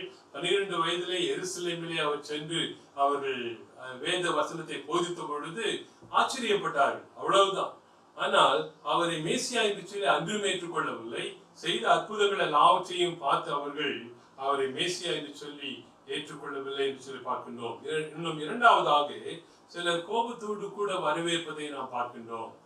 They may be the religious leaders, ஆவிக்குரிய அந்த தகப்பன்மார்கள், ஆவிக்குரியதான தந்தைகள் அல்லது ஆலயத்திலே பணி செய்கிறவர்கள் என வேத வசனத்தை போதிக்க எங்களுக்கு தான் குத்துகை உண்டு என்று சொல்லி எண்ணக்கூடியவர்கள், இப்படிப்பட்ட இவர்கள் இயேசு கிறிஸ்து ஒரு தச்சனுடைய மகன், ஆண்டுடைய சுவிசேஷத்தை சொல்லுவதை அவர்களால் ஜீர்ணித்துக் கொள்ள முடியவில்லை. இங்கு இப்படிப்பட்டதான மத தலைவர்கள் அவர்களும் அந்த இடத்திலே இந்த பவனியிலே கலந்து கொள்கின்றார்கள். அவருடைய நோக்கமெல்லாம் என்ன என்று சொல்லி வித்தியாசமான நோக்கத்தோடு கூட அவர்கள் இருந்தார்கள் என்று நாம் அறிந்து கொள்ள வேண்டும். அப்படிப்பட்டதான இங்கு வரவேற்க அவர்கள் இங்கு கோபத்தோடு கூட அவர்கள் வரவேற்கின்றார்கள், ஆணவத்தோடு கூட வரவேற்கின்றார்கள். இவர் தேவதூஷணம் பேசுகிறார் என்று சொல்லிய அந்த சிந்தையோடு கூட அவரை வரவேற்பதை நாம் பார்க்கின்றோம். இன்னும் மூன்றாவதாக எங்கும் பலர் ரோமனின் ஆட்சியை கவிழ்த்து தாவீதினுடைய சிம்மாசனத்தை இவர் கொண்டு வருவார் என்று சொல்லி எதிர்நோக்கினவர்கள் என்று சொல்லி பார்க்கின்றோம். அநேக நேரங்களிலே இஸ்ரவேலருடைய சந்ததியை குறித்து சரித்திரமாய் நாம் வாசிக்கும் பொழுது இவர்கள் எப்பொழுதெல்லாம் அவர்களுடைய ஆண்டவராகிய யெகோவாவுக்கு எதிராய் பேசினார்களோ, எப்பொழுதெல்லாம் அவருக்கு கீழ்ப்படியாமல் போனார்களோ, அப்பொழுது அவர்களை ஆண்டவர் அடிமைகளாய் விற்று போடுவதை பார்க்கின்றோம். அநேக ராஜ்யாக்கள் வந்து இவர்களை ஆட்சி செய்கின்றார்கள், இவர்கள் அடிமைகளாய் வாழ்கின்றார்கள். மறுபடியும் ஆண்டவர் அவர்கள் மேல் இரக்கம் கொண்டவராய் அவர்களுக்கு மீட்பர்களை அனுப்புகின்றார், அவர்களை மறுபடியும் மீட்டெடுக்கின்றார். இப்படிப்பட்ட நிகழ்வானது இந்த இஸ்ரவேலருடைய சந்ததி முழுவதுமாய் மாறி மாறி மாறி நடந்து கொண்டே இருப்பதை வேதத்திலே நாம் நிச்சயமாய் வாசிக்கின்றோம். இங்கு சீரியர்களை விரட்டி அவர்கள் மேல் வெற்றி கொண்டதான ஒரு சரித்திரம் இங்கு சைமன் மெக்காபிஸ் என்று சொல்லக்கூடிய சரித்திரத்தை குறித்து நாம் இந்த தள்ளுபடியாகும் என்று சொல்லக்கூடிய புத்தகத்திலே நாம் வாசிக்கின்றோம். அப்படிப்பட்டதான இந்த சைமன் மெக்காபிஸ் அவன் வெற்றி பெற்று அவன் திரும்பி வந்த பொழுது குருத்தோலைகளை அசைத்து அவனை வரவேற்றார்களாம். அதே நிகழ்வை இந்த நாளில் எண்ணி பார்க்கின்றார்கள். சைமன் மெக்காபிஸ் போல நமக்கு விடுதலை தரக்கூடிய விடுதலை நாயகராக இயேசு கிறிஸ்து வந்து விட்டார் என்று சொல்லிதான் குருத்தோலைகளை அசைத்து இங்கு அவரை வரவேற்றார்கள் என்று சொல்லி நாம் பார்க்கின்றோம். நான்காவது ஒரு கூட்டத்தார் இவர்கள் விசுவாசிகளின் கூட்டம் என்று சொல்லலாம், அல்லது ஆண்டவருடைய அற்புதங்களிலே பயனடைந்தவர்கள் என்று சொல்லி நாம் குறிப்பிடலாம். people received healing என்று சொல்லி குறிப்பிடலாம். இந்த நாட்களிலே வியாதியிலே கஷ்டப்பட்டவர்கள், சில நாட்களுக்கு முன்புதான் நாம் சிந்தித்தோம், 12 வருட பெரும்பாடுள்ள ஒரு ஸ்திரீ அவருடைய வஸ்திரத்தை தொட்ட பொழுது சுகம் பெறுகின்றார். யவீரனுடைய மகள் இங்கு மரித்து போன அந்த பிள்ளையை ஆண்டவர் தலிதா குமி என்று சொல்லி எழுப்புவதை நாம் வாசிக்கின்றோம். இப்படி அநேக நன்மைகளை பெற்றுக் கொண்டவர்கள் எல்லாரும் அங்கு நிச்சயமாய் கூடி வந்திருப்பார்கள். இதற்கு ஒரு வாரத்துக்கு முன்பதாகத்தான் மரித்து போன லாசருவை ஆண்டவர் உயிரோடு கூட எழுப்புகின்றார். இந்த செய்தியானது உலகம் முழுவதும் பரவுகின்றது. லாசருவை உயிரோடு எழுப்பினவரை பார்க்க வேண்டும் என்று சொல்லி ஒரு திரளான கூட்டம் வருகின்றது. அந்த லாசருவும் நிச்சயமாய் வந்திருப்பான் என்று சொல்லி நான் நம்புகின்றேன். லாசருடைய சகோதரிகளும் அங்கு வந்திருப்பார்கள் என்று சொல்லி நான் நம்புகின்றேன். அப்படிப்பட்டதான ஆண்டவரை விசுவாசித்த ஒரு கூட்டத்தால் இங்கு அவர்களோடு கூட கலந்து கொள்வதை பார்க்கின்றோம். ஆயிரம் மக்கள் இங்கு கூடியிருப்பார்கள் என்று சொல்லி பார்க்கின்றோம். இங்கு ஆண்டவருடைய அற்புதத்தை பார்த்த மக்கள், என்னும் ஆண்டவரால் சுகம் பெற்ற மக்கள், என்னும் தொடர்ந்து people who listen to the authority of Jesus Christ teaching என்று சொல்லி குறிப்பிடலாம். அதிகாரத்தோடு கூட பேசினாரே, யாருக்கு அதிகாரம், அப்படிப்பட்ட அதிகாரம் கிடைக்கும்? அப்படிப்பட்ட அதிகாரத்தோடு கூட இயேசு பேசினதை கேட்டு இவர்தான் மேசியா என்று சொல்லி நம்பின மக்களும் இங்கு அவருக்கு பின்பதாய் வருவதை நாம் பார்க்கின்றோம். ஒரு திரளான கூட்டம், இங்கு லட்சக்கணக்கான கூட்டம் அந்த நாளிலே இந்த பவனியிலே கலந்து கொள்கிறது. ஆனால் ஒவ்வொருவருக்கும் வித்தியாசமான நோக்கங்களோடு கலந்து கொள்கிறார்கள். இங்கு யாருமே இவர்தான் மேசியா என்று சொல்லக்கூடிய அந்த எண்ணத்தை கொண்டவர்களாய் இதில் கலந்து கொள்ளவில்லை என்று சொல்லி நாம் பார்க்கின்றோம். இன்னும் இரண்டாவதாக எருசலேமினுடைய மன நிலைமையை இந்த நாளிலே நாம் அறிந்து கொள்ள வேண்டும். The condition of the city of Jerusalem என்று சொல்லி இரண்டாவதான காரியத்தை சொல்ல விரும்புகின்றேன். பஸ்கா பண்டிகையின் காலம். யூதர்களுடைய பண்டிகைகளே மிகவும் சிறப்பான ஒரு பண்டிகை பஸ்கா பண்டிகை. பழைய ஏற்பாடை நினைத்து பார்க்கும் பொழுதெல்லாம் 430 வருடம் அடிமைகளாய் வாழ்ந்ததான இந்த இஸ்ரவேலர்களுக்கு ஆண்டவர் எகிப்திலிருந்து விடுதலை தருகின்றார். அந்த விடுதலையின் பொழுது அதுக்கு முன்பதாய் 10 வாதைகளை குறித்து வேதம் நமக்கு தெளிவாக சொல்கின்றது. இந்த 10வது வாதை தான் தலைச்சன் சங்காரம் என்று சொல்லப்படுகின்றது. அங்கும் கூட அப்படிப்பட்ட இந்த வாதைகள் எல்லாவற்றின் மத்தியிலும் இருந்து அந்த எகிப்தின் ராஜா இவர்களை விரட்டுகின்றான். நீங்கள் இங்கிருந்து போய்விடுங்கள் என்று சொல்கின்றான். அப்பொழுது அவர்கள் வாக்குத்தத்த நாட்டை நோக்கி அவர்கள் கடந்து செல்லும் பொழுது அவர்களுக்கு ஆண்டவர் இந்த ஞாபகமாய் ஒரு பண்டிகையை நீங்கள் தொடர்ந்து ஆசரிக்க வேண்டும் என்று சொல்லி குறிப்பிடுகின்றார். யூதர்களுடைய சிறப்பான பண்டிகை அவர்களுடைய மீட்பின் பண்டிகை என்று சொல்லி நாம் இதை குறிப்பிடலாம். பஸ்கா பண்டிகையின் ஞாபகமாகத்தான் இயேசு கிறிஸ்துவனுடைய சரீரத்திலே பங்கு கொள்ளக்கூடிய ஒரு காரியமாக இந்த நாளில் நம்ம அதை நினைவு கூறுகின்றோம். பழைய ஏற்பாடிலே பஸ்கா பண்டிகை, புதிய ஏற்பாடிலே ஆண்டவராகிய இயேசு கிறிஸ்து அந்த சரீரம் பிற்கப்பட்டு ரத்தம் சிந்தப்பட்டதை நாம் நினைவு கூறக்கூடிய ஒன்று என்று சொல்லி நாம் வாசிக்கின்றோம். இங்கு இரண்டாவதாக லாசருவை இயேசு உயிரோடு கூட எழுப்புவதை கேள்விப்பட்டவர்கள் அவரை காண அங்கு ஓடி வருகின்றார்கள். பத்திமை குருடன் நிச்சயமாய் அங்கு வந்திருந்திருப்பான். இன்னும் சகை, அவர்களுடைய ரட்சிப்பை பெற்ற சகை அங்கு நின்றிருந்திருப்பான். அநேக தொழுநோயாளிகள் அங்கு நிச்சயமாய் சுகம் பெற்றவர்கள் அங்கு கூடி வந்திருப்பார்கள். இன்னும் இப்படி நாம் சொல்லிக்கொண்டே செல்லலாம். அநேக நன்மையை பெற்றுக்கொண்டு அவர்கள் எருசலேமிலே கூடி அவரை பார்க்க வந்திருக்கிறார்கள், வரவேற்க வந்திருக்கிறார்கள் என்று சொல்லி பார்க்கின்றோம். அவரை நேசித்ததான கூட்டம் என்று சொல்லி அவர்களை நாம் குறிப்பிடலாம். இன்னும் நான்காவதான ஒரு கூட்டம் அவரை பகைத்த கூட்டம். அந்த நாளிலிருந்து அவர் ஊழியம் செய்ய துவங்கின நாளிலிருந்து அவருக்கு விரோதமாகவே எல்லா காரியத்தையும் திட்டம் வகுத்தவர்கள், அவருக்கு பின்பதாகவே சென்றவர்கள், அவருடைய வசனத்தை கேட்க அல்ல, அவர் சொல்லக்கூடிய வார்த்தைகளை குற்றத்தை கண்டுபிடிக்கத்தக்கதாக சதுசேயர், பரிசேயர் என்ற வேத பாரகர் என்று சொல்லி இவர்களை குறித்து நாம் வாசிக்கின்றோம். இவருடைய நோக்கமெல்லாம் அவர் மேல் இங்கு குற்றத்தை சுமத்த வேண்டும், எப்படியாவது அவரை தீர்த்து கட்ட வேண்டும் என்று சொல்லி நோக்கத்தோடு கூட தான் இவர்கள் செல்வதை பார்க்கின்றோம். பொறாமை, அநேக நேரத்திலே இப்படிப்பட்ட ஆவிக்குரிய அந்த பெருமையும் பொறாமையும் இந்த நாளிலும் இருப்பதை நாம் காண்கின்றோம். சபையின் மக்கள் மத்தியிலே, ஆயர்கள் மத்தியிலே, ஊழியர்கள் மத்தியிலே இப்படிப்பட்டதான பொறாமையோடு கூட வாழ்ந்து கொண்டிருக்கக்கூடிய கூட்டத்தை இந்த நாளிலும் நாம் பார்க்கின்றோம். நம்முடைய திருச்சபைகள் இந்த நாளிலே ஆண்டவருடைய சுவிசேஷத்தை, மேசியாவை அறிவிக்க வேண்டிய சபைகள் இந்த நாளிலே நமக்குள்ளாக அநேக காரியங்களை பொறாமைப்பட்டுக் கொண்டிருக்கின்றோமே. இன்னும் பரிசேயத்தோடு நாம் வாழ்ந்து கொண்டிருப்போம் என்றால் ஆண்டவர் நம்மை பார்த்து இந்த நாளிலே நிச்சயமாய் கண்டிக்கக்கூடியவராய் இருக்கின்றார். எருசலேமிலே காணப்பட்ட அதே மனநிலைமை கொண்ட மக்கள் இந்த நாளிலும் சபைகளிலும் சமுதாயத்திலும் இருப்பதை நாம் உணர்ந்து கொள்ள வேண்டும். ஐந்தாவதாக அரசாங்கம் என்று சொல்லி குறிப்பிடலாம். The government. ரோமர்கள் ஆட்சி செய்கின்றார்கள். இந்த ரோமர்கள் அவர்களுடைய ஆட்சிக்கு கீழாய் அடிமைகளாய் வாழக்கூடிய யூதர்கள் அடிக்கடி புரட்சி செய்வார்கள். அந்த புரட்சியை அவர்கள் எல்லா காலங்களிலும் அந்த புரட்சியை அவர்கள் அடக்குவார்கள் என்று சொல்லி வாசிக்கின்றோம். இயேசு கிறிஸ்துவினுடைய இந்த பவனியிலே புரட்சி ஏற்படும் என்று சொல்லி எதிர்பார்த்தார்கள். இயேசு கிறிஸ்துவோ அமைதலாய் சொல்லுகின்றார். சமாதானத்தோடு கூட சமாதானமாய் வாழுங்கள் என்று சொல்லி அவர் சொல்வதை நாம் பார்க்கின்றோம். இந்த நாளிலும் நம்முடைய தேசத்திலே எப்பொழுதெல்லாம் எலெக்ஷன் நடக்குதோ அந்த எலெக்ஷன் நடக்கக்கூடிய நாட்களிலே இங்கு யார் என்ன பேசுகிறார்கள் என்பதை பதிவு செய்கின்றார்கள். காரணம் என்ன? யார் யாரை தாக்குகின்றார்கள்?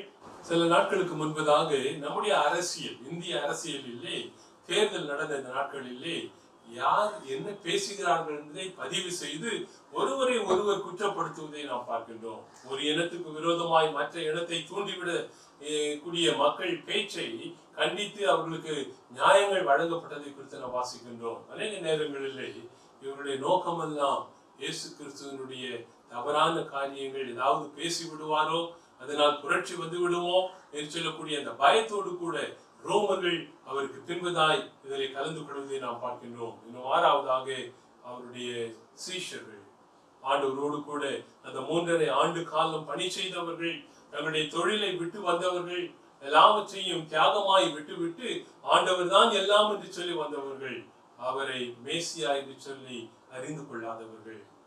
நாம் எண்ணி பார்க்கலாம். இயேசு கிறிஸ்துவுக்காக தங்களுடைய வலையை விட்டு வந்தவர்கள், மீன் பிடிக்கக்கூடிய தொழிலை விட்டு வந்தவர்கள், இன்னும் இந்த காசு சேர்க்கக்கூடியதான அந்த நிலைமையெல்லாம் விட்டு ஆண்டவருக்கு என்று சொல்லி வந்தோம் என்று சொல்லி அவர்கள் வருகின்றார்கள். ஆனால் அப்படிப்பட்ட அவர்களுடைய வாழ்க்கையிலும் கூட ஆண்டவருடைய ராஜ்யத்தை குறித்துதான தெளிவான அறிவு இல்லை என்பதை நாம் வேதத்தில் வாசிக்கின்றோம். இங்கு தொடர்ந்து அப்படிப்பட்ட அவர்கள் இந்த இயேசு கிறிஸ்துவோடு கூட ஏதோ ஒரு நன்மையை பெற்றுக் கொள்ள வேண்டும் என்று சொல்லிதான் அவர் பின்பதாய் வந்ததாய் நாம் வாசிக்கின்றோம். இங்கு ஒரு சிலரை குறித்து மட்டுமா நான் சொல்ல விரும்புகின்றேன். யூதாஸ் காரியத்தை குறித்து நாம் வாசிக்கின்றோம். ஆண்டவருக்கு அன்பானவர், இன்னும் ஆண்டவர் நேசித்ததான 3 நபர்கள், பொறுப்பானவர்களிலே அவன் ஒருவர் என்று சொல்லி வேதம் அவனை குறித்து சொல்கின்றது. காசு பொறுப்பை அவனுடைய கரத்திலே ஆண்டவர் விட்டு வைத்திருந்தார். அப்படிப்பட்ட அவன் உண்மையாய் ஒரு காலத்திலே வாழ்ந்தான்.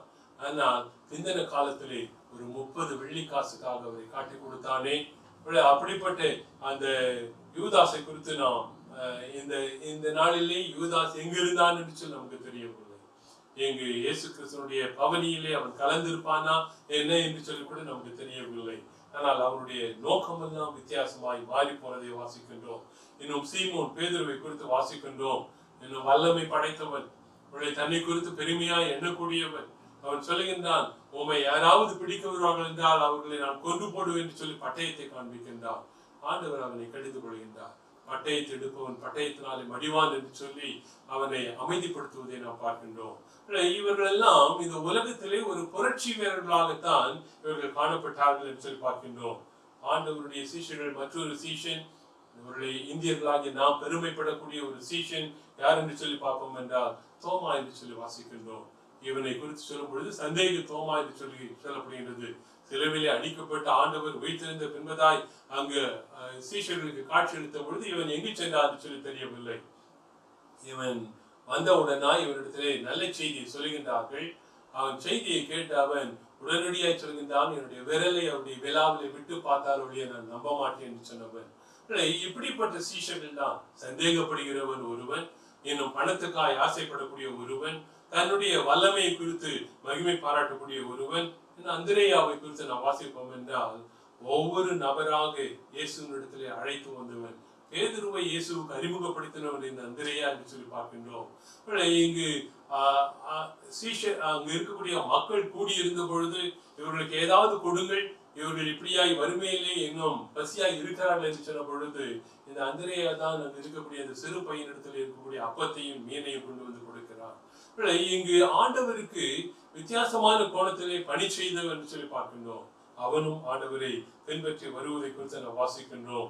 எனும் யாக்கோபு, யோவான் இவர்களை குறித்து வேதம் தெளிவாக நமக்கு சொல்கின்றது. ஏதோ ஒரு ராஜ்யத்தை இயேசு கிறிஸ்து உண்டு பண்ண போகின்றார். அதிலே ஒருவன் வலதுபுறத்திலும் ஒருவன் இடதுபுறத்திலும் இருக்க அவன் விரும்பினான்.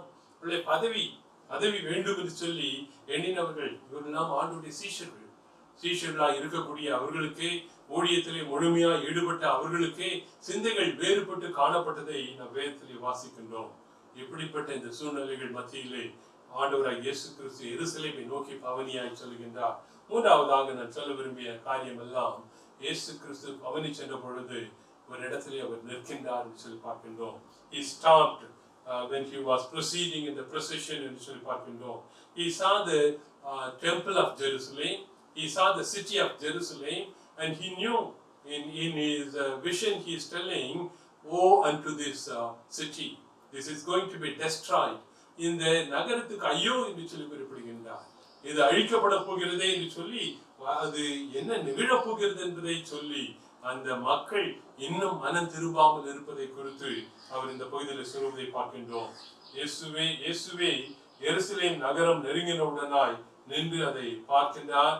என்னும் இயேசு எருசலேம் மக்களுக்காக கண்ணீர் விட்டு அழுவதை நாம் வாசிக்க கேட்ட வேத பகுதியில் நாம் பார்க்கின்றோம். ஏழை, பசியாலும் பாவத்தில் வாழக்கூடிய மக்கள், இப்படிப்பட்ட மக்கள் மேல் ஆண்டவர் இந்த உலகத்திலே 3.5 ஆண்டு காலம் ஊழியம் செய்த பொழுது மனதுருகினார் என்று சொல்லி பார்க்கின்றோம். He had compassion towards all these downtrodden people and he was joining with their suffering, but no one was having such kind of mind. And he was talking about his own city. The Jewish people were proud about their city called Jerusalem. They were thinking, if at all we go to Jerusalem and offer our offering, we will be in heaven. That is their ambition. That was their thinking. அப்படிப்பட்ட அந்த எருசலேம் ஆலயத்தில் இந்த காணிக்கை குறித்து பேசினார்கள், ஆராதனை குறித்து பேசினார்கள், பலியை குறித்து பேசினார்கள். இரக்கம் இல்லை, மன உருக்கம் இல்லை, அழிந்து கொண்டிருக்கக்கூடிய மக்களை குறித்த கரிசனை இல்லாமல் வாழ்கிறார்களே, சுயநலவாதிகளாய் வாழ்கிறார்களே என்று சொல்லி அவர்களை குறித்து ஆண்டவர் கண்டிப்பதை பார்க்கின்றோம். அதை எண்ணி எண்ணி பார்த்து அதனுடைய பலனாக இந்த நகரம் அழிக்கப்பட போகிறது என்று சொல்லி ஆண்டவர் அவர்களை குறித்து வேதனைப்பட்டார் என்று சொல்லி பார்க்கின்றோம். வேதத்தில் ஆண்டவராக இயேசு கிறிஸ்து 2 இடத்தில் தான் கண்ணீர் வடித்ததாய் இங்கு பதிவு செய்யப்பட்டிருக்கின்றது. ஒன்று லாசருவின் மரணத்தின் பொழுது, மற்றொன்று இந்த எருசலேம் ஆலயத்தை பார்த்து அவர் கண்ணீர் விடுவதாய் இங்கு சொல்லப்படுகின்றது. 4ஆவதாக இயேசு ஏன் எருசலேம் ஆலயத்தை பார்த்து கண்ணீர் வடித்தார் என்று சொல்லி நான் முடிக்க விரும்புகின்றேன். இந்த பகுதியை வாசிக்கும் பொழுது அவர்கள் வெற்றிடமாக அவருடைய இருதயம் இருப்பதை பார்க்கின்றார். And he realized the emptiness of their life என்று சொல்லி குறிப்பிடலாம். வாழ்க்கையிலே ஒரு அர்த்தத்தோடு கூட வாழ வேண்டும். நம்முடைய வாழ்க்கையிலே எந்த சிந்தையும் இல்லாமல் அடிக்கடி நான் சொல்லக்கூடிய ஒரு வார்த்தை, வந்ததை தின்று வெறுமன வாழ்ந்து விதி வந்தால் சாவோம் என்று சொல்லி ஏதோ வருகிறோம், சாப்பிடுவோம், குடிப்போம், உல்லாசமாய் இருப்போம், ஏதோ ஒரு நாளை சாகு வரப்போகிறது, செத்து போவோம் என்று சொல்லி எபிக்குரியர்கள் எண்ணினார்கள். இயேசு கிறிஸ்துவின் காலத்திலே அப்படி ஒரு கூட்டத்தார் இருந்தார்கள். அவர்கள் அப்படி எண்ணினார்கள். ஆனால் ஆண்டவருடைய பிள்ளைகள் அப்படி வாழ ஆண்டவர் விரும்பவில்லை. நம்மை ஆண்டவர் படைத்திருக்கிறார் என்று சொன்னால் நம்முடைய வாழ்க்கை பிறருக்காய் வாழ வேண்டும் என்று சொல்லி ஆண்டவர் தெளிவாய் சொல்வதை பார்க்கின்றோம். சமாதானத்தின் செய்தியை கேட்காததால் ஆண்டவர் தன்னுடைய துவக்க காலம் முதலாக சமாதானம் சமாதானம் சமாதானம் என்று சொல்லி பேசி வருகின்றார். ஆனால் பொறாமையோடு கூட வாழ்ந்தார்கள். இன்னும் தொடர்ந்து பிறரை வஞ்சிக்கத்தக்கதான ஒரு வாழ்க்கை வாழ்ந்தார்கள் என்று சொல்லி பார்க்கின்றோம். இதே நிகழ்வு இந்த நாளிலே நடைபெறுகின்றது. நம்முடைய தேசத்தை இந்த நாளிலே கொரோனா வியாதி அள்ளிக்கொண்டு போவதற்கு காரணம் என்ன?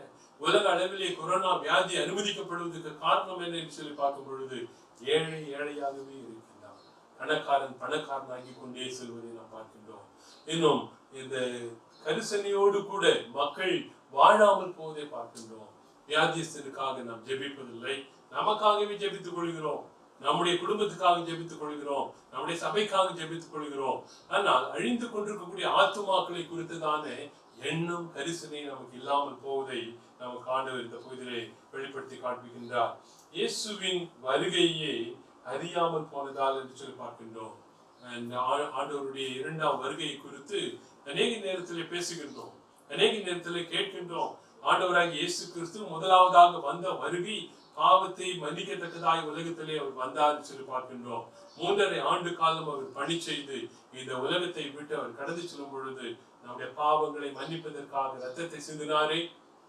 அவர் சொல்லுகின்றார், நான் மறுபடியும் வருவேன், உங்களை என்னிடத்திலே சேர்த்துக் கொள்ளுவேன். யோவான் 14ஆம் அதிகாரத்தை வாசிக்கும் பொழுது ஆண்டுடைய வருகை அந்த பகுதியிலே பதிவு செய்யப்படுகின்றது. இன்னும் மத்தேயு 24ஆம் அதிகாரத்தை வாசிக்கும் பொழுது ஆண்டவருடைய வருகைக்கு முன்பதாக இருக்கக்கூடிய அடையாளங்களை குறித்து இது நமக்கு சொல்வதை பார்க்கின்றோம். இன்னும் வெளிப்படுத்துகிற விசேஷம் 7ஆம் அதிகாரத்தை வாசிக்கும் பொழுது பரலோக ராஜ்யம் எப்படி இருக்கும் என்று சொல்லி அங்கு தெளிவாக சொல்லப்படுவதை நாம் பார்க்கின்றோம். 1 தெசலோனிக்கேயர் 4ஆம் அதிகாரம் 13 முதல் 18 வசனங்களை வாசிக்கும் பொழுது ஆண்டவருடைய பகிரங்க வருகை, மறைமுக வருகை, இவைகளை குறித்து வேதம் தெளிவாக சொல்கின்றது. எத்தனை முறை ஆண்டவருடைய வருகை குறித்து கேட்டோம், இன்னும் மனம் திரும்பாமல் வாழ்ந்து கொண்டிருக்கிறோம். நம்மை பார்த்து, எருசலேமை பார்த்து கண்ணீர் வடித்த ஆண்டவர் நம்மை பார்த்து இந்த நாளிலே கண்ணீர் வடிக்கின்றார். இன்னும் நீ மனம் திரும்ப மாட்டாயா? இன்னும் உன்னுடைய அன்றாட உலக பிரகாரமான வாழ்க்கை வாழப் போகின்றாயா? நீ மனம் திரும்பு, ஆண்டவர் நீ அறிந்து கொள் என்று சொல்லி ஆண்டவர் குறிப்பிடுவதை பார்க்கின்றோம். லூக்கா எழுதின நற்செய்தி நூல் 19ஆம் அதிகாரம் 41 முதல் 44 வசனங்களை வாசிக்கும் பொழுது எருசலேமினுடைய அழிவை குறித்து இது நமக்கு தெளிவாக சொல்வதை இங்கு பார்க்கின்றோம். உனக்கு கிடைத்த இந்த நாளில் ஆகிலும் உன் சமாதானத்துக்குரியவர்களை ஏற்றிருந்தால் நலமாய் இருக்கும் என்று சொல்லி குறிப்பிடுகின்றார். ஆண்டவருடைய சத்தத்தை எத்தனையோ முறை கேட்டிருக்கிறோமே, எத்தனையோ பிரசங்கத்தின் மூலமாய் கேட்டிருக்கிறோமே, எத்தனையோ டெலிவிஷன் காட்சிகள் மூலமாய் கேட்டிருக்கிறோமே.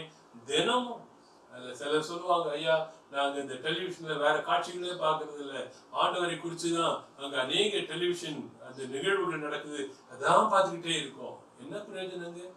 பார்ப்பதனால் உடைய வாழ்க்கை மாறி இருக்கின்றதா? மாறாமல் மறுபடியுமாய் அதையும் ஒரு படக்காட்சியை பார்ப்பது போல பார்த்து விட்டு நம்முடைய வாழ்க்கையிலே மாறுதலே இல்லாமல் வாழ்ந்து கொண்டிருப்போம் என்றால் அதைத்தான் நீங்க சொல்கின்றார், உன் சமாதானத்துக்கு ஏற்றவர்களை நீ அறிந்திருந்தாயானா? இயேசு கிறிஸ்துவை ஏற்றுக்கொள்ளும் பொழுதுதான் சமாதானம். அவர் மூலமாதான் நமக்கு நம்முடைய வாழ்க்கையிலே சமாதானம் என்பதை நாம் கேள்விப்பட்டு இன்னும் அதை உணராமல் இருப்போம் என்றால் ஆண்டவர் நம்மை பார்த்து கண்ணீர் வடிக்கக்கூடியவராய் இருக்கின்றார். இப்பொழுது தொடர்ந்து சொல்கின்றார், உங்கள் கண்களுக்கு இவைகள் எல்லாம் மறைவாய் இருக்கிறது என்று சொல்லி குறிப்பிடுகின்றார். ஆண்டவரை குறித்து, ஆவிக்குரிய வாழ்க்கையை குறித்து அநேக காரியங்களை நாம் பார்க்கும் பொழுது, கேட்கும் பொழுது இவைகள் எல்லாம் நம்மை உணர்த்தும்படியாய்த்தான் ஆண்டவர் இதை நமக்கு காண்பிக்கின்றார். ஆனாலும் நாம் ஒரு குருடனை போல வாழ்ந்து கொண்டிருக்கின்றோம். இங்கு சொல்லுகின்றோம், ஆண்டவருடைய வசனம் கால்களுக்கு தீபமும் பாதைக்கு வெளிச்சமும் என்று சொல்கின்றோம். ஆனால் அதை வாசிக்கக்கூடிய நாம் நம்முடைய கண்கள் திறக்கப்பட நம்மை ஒப்புக் கொடுப்பதில்லை. நாம் குருடர்களைப் போல வாசித்துக் கொண்டே இருக்கின்றோம். குருடர்களைப் போல இந்த உலகத்திலே நாம் நடந்து கொண்டிருக்கிறோம். இஸ்ரவேல் மக்கள் அப்படி நடந்தார்கள் என்று சொல்லி குறிப்பிடுகின்றார். உன்னை சந்திக்கும் காலத்தை நீ அறியாமல் போயிருந்தபடியினால் உன் சத்துருக்கள் உன்னை சூழ மதில் போட்டு உன்னை வளைந்து கொண்டு எப்பக்கத்திலும் உன்னை நெருக்கி உன்னையும் உன் பிள்ளைகளையும் தரைமட்டமாக்கி போடுவார்கள் என்று சொல்லி குறிப்பிடுகின்றார். இஸ்ரவேலுக்கு AD 70 ஏற்பட்ட ஒரு நிலைமை இது என்பதை நாம் பார்க்கின்றோம். இந்த AD 70 இங்கு கிபி 70 எருசலேம் ஆலயம் ஒரு கல்லின் மேல் கல் இராதபடி இங்கு இடிக்கப்பட்டு போனது. அவைகள் தீக்கரையாக்கப்பட்டது என்று சொல்லி வாசிக்கின்றோம். அந்த நகரமே அழிக்கப்படுகின்றது. அப்படிப்பட்ட அழிவு இந்த எருசலேமுக்கு ஏன் ஏற்பட்டது என்று சொல்லி பார்க்கும் பொழுது இவர்கள் ஆண்டவர் அவர்களுக்கு தந்த சந்தர்ப்பத்தை அவர்கள் பயன்படுத்திக் கொள்ளவில்லை. Opportunities are given to you and me today. If we are not making the opportunity and commit ourselves to the call that God has given to us and woe unto us. இது நமக்கு அழிவை உண்டு பண்ணும் என்பதை ஆண்டவர் தெளிவாய் சொல்வதை பார்க்கின்றோம். இன்னும் கடைசியாக மத்தேயு எழுதின நற்செய்தி நூல் 5ஆம் அதிகாரம் 39-44 இந்த 2 வசனங்களை வாசியுங்கள். மத்தேயு 5ஆம் அதிகாரம் 39ஆம் வசனம் 44ஆம் வசனம். நான் உங்களுக்கு சொல்லுகிறேன், தீமையோடு எதிர்த்து நிற்க வேண்டாம். ஒருவன் உன்னை வலது கன்னத்தில் அறைந்தால் அவனுக்கு மறு கன்னத்தையும் திருப்பிக் கொடு. 44.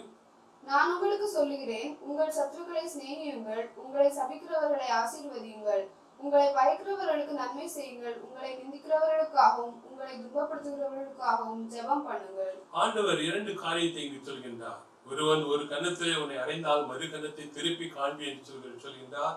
இன்னும் தொடர்ந்து சொல்கின்றார், சத்துருக்களை சிநேகியுங்கள், சபிக்கிறவர்களை ஆசீர்வதியுங்கள், பகைக்கிறவர்களுக்காக நீங்கள் நன்மை செய்யுங்கள், இன்னும் நிந்திக்கிறவர்களுக்காக நீங்கள் ஜெபம் பண்ணுங்கள் என்று சொல்லி குறிப்பிடுவதை பார்க்கின்றோம். அநேக நேரத்தில் இதற்கு எதிர்மாறாய் நடக்கின்றோமே. பகையை பாராட்ட விரும்புகின்றோமே. ஒரு கன்னத்திலே அறைந்தால் அவருடைய 2 கன்னத்திலும் அறைய நாம் முற்படுகிறோமே. இப்படிப்பட்ட வாழ்க்கையை வாழும் பொழுது ஆண்டவர் நம்மை பார்த்து கண்ணீர் வடிக்கின்றார். மனம் திரும்புங்கள். இந்த நாளிலே ஆண்டவருடைய ஒரு வாழ்க்கை நம்மிலே காணப்படும்படியாய் ஆண்டவர் நிச்சயமாய் விரும்புவதை நாம் அறிந்து கொள்ள வேண்டும். Rome has seen the power of a sword and not the power of love என்று சொல்லி குறிப்பிடுவார்கள். இந்த ரோம ஆட்சியாளர் அவருடைய அரசியலிலே பட்டயத்துக்கு முக்கியத்துவம் தந்தார்கள். ஆனால் அன்பை குறித்து ஆண்டவர் பேசுகின்றார். இந்த அன்பை குறித்து ஒருவரும் அவர்கள் எண்ணி பார்க்கவில்லை. இந்த ரோமர்களை வீழ்த்தும்படி தங்களுடைய பட்டயத்தை உருவ பார்த்தார்கள் இந்த யூதர்கள். ஆனால் ஆண்டவர் சொல்கின்றார், உங்களுடைய அன்பை நீங்கள் வெளிப்படுத்துங்கள். இந்த ரோமருக்கு முன்பாக உங்களுடைய அன்பை நீங்கள் வெளிப்படுத்துங்கள் என்று சொல்லி குறிப்பிடுகின்றார். இந்த உலகத்திலே அநேக நேரத்திலே கிறிஸ்தவர்களாகிய நாம் சொல்லலாம், மைனாரிட்டி, சிறுபான்மையினர், எங்களால் ஒன்று முடியாது என்று சொல்லி நம்மள இருக்கிறவர் பெரியவர். ஆண்டவர் அன்பை கொண்டு எல்லாவற்றையும் சாதிக்க வல்லவர் என்பதை நாம் அறிந்து கொள்ள வேண்டும். கடவுளை அறியாததான மகாத்மா காந்தி இதை அறிந்து கொண்டாரே. அவருடைய வாழ்க்கையில இந்த அகிம்சாவை எங்கிருந்து அவர் பின்பற்றினார்? இயேசு கிறிஸ்துவனுடைய போதனையில் இருந்து. இயேசு கிறிஸ்து சொன்னதான இந்த வார்த்தைகள், ஒரு கன்னத்திலே அறைந்தால் மறு கன்னத்தை திருப்பி காண்பி என்று சொன்ன அந்த வார்த்தைகள் அவருடைய வாழ்க்கையை தொட்டதே, நம்முடைய வாழ்க்கையை தொடாமல் இருக்கிறது. யோசித்து பாருங்கள். அன்பை வெளிப்படுத்துங்கள். அன்பின் மூலமாய் அநேகரை ஆண்டவருக்கு ஆதாயப்படுத்த முடியும். கடைசியாக மத்தேயு 23ஆம் அதிகாரம் 37ஆம் வசனத்தை வாசித்து முடிப்போம். மத்தேயு 23:37.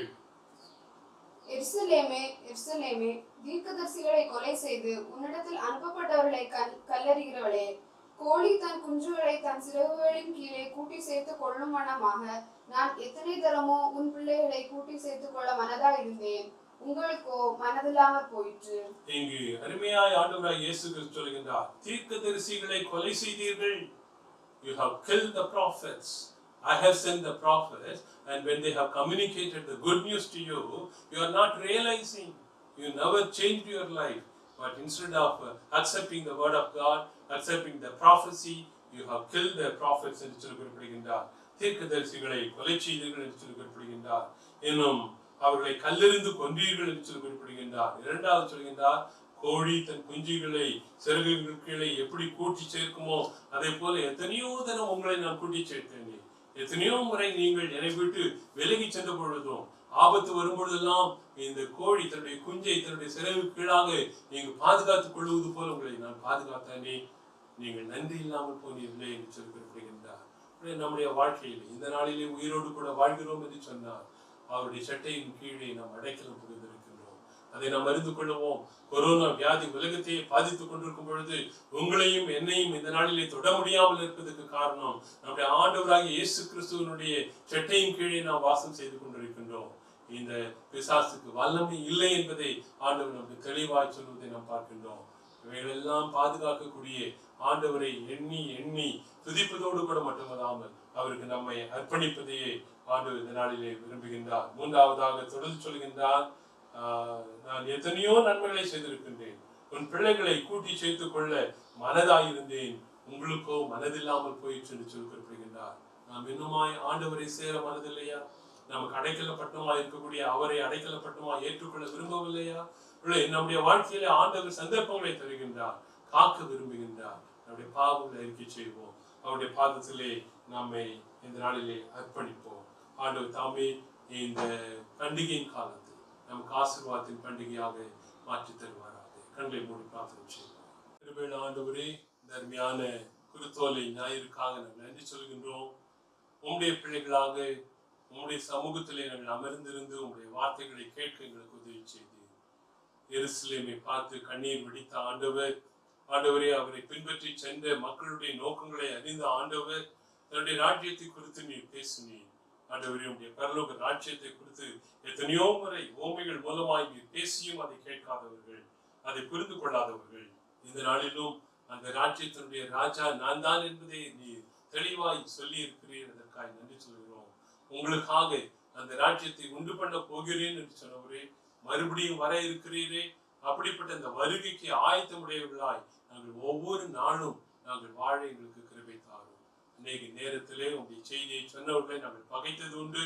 என்னும் செய்தியை நாங்கள் எத்தனையோ முறை கேட்டோம், நாங்கள் எங்களுடைய வாழ்க்கையை மாற்றிக்கொள்ளாமல் வாழ்ந்தது உண்டு. எங்களுடைய இஷ்ட பிரகாரமாய் இந்த உலகம் போதும், உலகத்தினுடைய ஐஸ்வர்யம் போதும், உலகத்தினுடைய இன்பங்கள் போதும் என்று சொல்லி அநேக நேரத்திலே நாங்கள் வாழ்ந்து கொண்டிருக்கலாம். இந்த நாளிலே எங்களுக்கு கொரோனா வியாதியின் மூலமாய் எச்சரிப்பை தந்திருக்கிறேன். ஆண்டவரே, நாங்களும் பிறரை போல வாழ்ந்து விடாமல் பிறருக்காக எங்களுடைய வாழ்க்கையை செலவு செய்யக்கூடியவர்களாய் வாழ எங்களை நீர் அழைக்கிறீரே. அதற்காக நாங்கள் நன்றி சொல்கிறோம். ஒன்று, எங்களுடைய பாவங்களை நீர் மன்னிய சுவாமி. பிறரை குறித்து எண்ணாமலேயே சுயநலத்தோடு கூட வாழ்ந்து கொண்டிருந்ததால் இந்த பாவத்தை எங்களுக்கு மன்னியும். எங்கள் நீர் கழுவும் சுத்திகரியும். எனும் நிலத்திலே விழுந்து சாகாவிட்டால் கோதுமை மணி தனித்திருக்கும், அது செத்ததே ஆகில் மிகுந்த பலனை கொடுக்கும் என்று சொன்னீர்கள். அப்படிப்பட்ட பலன் கொடுக்கக்கூடிய மணிகளாய் நாங்கள் காணப்பட ஆண்டவர் எங்களை இந்த சரீரத்திலே எடுத்து பயன்படுத்த ஒப்புக் கொடுக்கிறோம். மறுபடியுமாய் இந்த பகுதியிலே சென்ற ஆண்டவர் மேசியா, என்னுடைய வாழ்க்கையை மாற்ற வந்தவர், என்னுடைய வாழ்க்கையிலே இந்த நாளிலே வாசம் செய்கிறார் என்று சொல்லக்கூடிய அனுபவத்தோடு கூட நாங்கள் கடந்து சென்றோம். ஆண்டவர் தாம் எங்களுக்கு கிருபை செய்து வழி நடத்த வேண்டும் என்று இயேசு கிறிஸ்துவின் மூலமாக எங்களுடைய ஜெபத்தை ஏறெடுக்கிறோம். பிதாவே, ஆண்டவருடைய நாமத்தை மகிமைப்படுத்தும்படியாக கிறிஸ்தவ பாமாலை 92 நாம் பாடுவோம். இந்த வேளையிலே உங்களுடைய காணிக்கைகளை நீங்கள் உங்களுடைய லெந்து கால ஊழியர்களை போடும்படியாக தாழ்மையோடு வேண்டிக் கொள்கிறோம். பாமாலை 92. Yeah.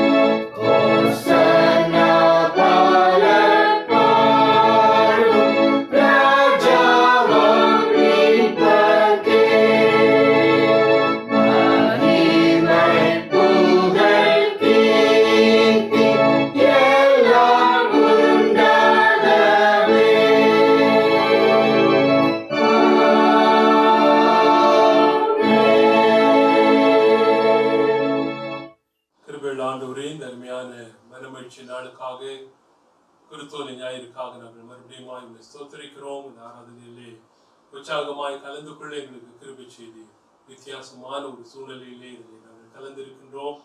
இந்த நாளிலே கேட்ட செய்தி கேட்ட பிரகாரமாய் நாங்கள் வாழ ஆண்டவர் எங்களுக்கு உதவி செய்வோம். ஆண்டவர் தந்த ஆசீர்வாதமிலிருந்து ஒரு சிறு பகுதியை அன்பின் காணிக்கையாக நாங்கள் சாத்தியப்படுத்தியிருக்கிறோம். இந்த காணிக்கைகளையும் படைத்த கரங்களையும் உள்ளங்களையும் கூட ஆண்டவர் அங்கீகாரம் செய்து ஆசீர்வதித்து இவர்களுடைய திருப்பணிக்கு என்று சொல்லி செலவழிக்கப்பட கொடுக்கிறோம்.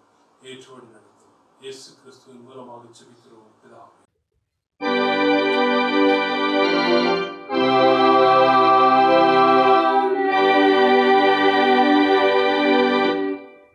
வழுவாதபடி உங்களை காக்கவும் தமது மகிமையுள்ள சன்னிதானத்திலே மிகுந்த மகிழ்ச்சியோட உங்களை மாசற்றவர்களாய் நிறுத்தவும் வல்லமையுள்ளவரும் தாமே ஞானமுள்ளவருமாகிய நம்முடைய இரட்சகரான தேவனுக்கு கனமும் மகத்துவமும் வல்லமையும் அதிகாரமும் இப்பொழுதும் எப்பொழுதும் சதா காலங்களிலும் உண்டாவதாக.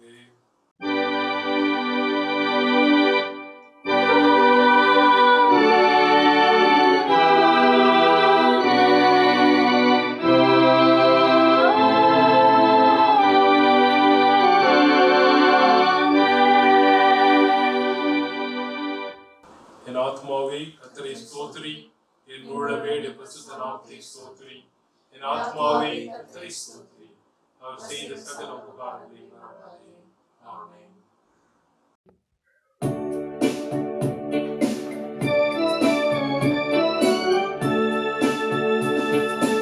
அனுகிரக வார்த்தையோடே இப்போது அடியாரை அனுப்புமையா. மனமது தயவுறும் மகத்துவ பரனே, வந்தனமுமக்காமே. மனமது தயவுறும் மகத்துவ பரனே, வந்தனமுமக்காமே. நின் திருநாமமது கேட்ட நிர்மலமாம் மொழிகள் சந்ததம் எமதரும் நிலவல நலிந்திட சாமியின் அருள் புரிவார்.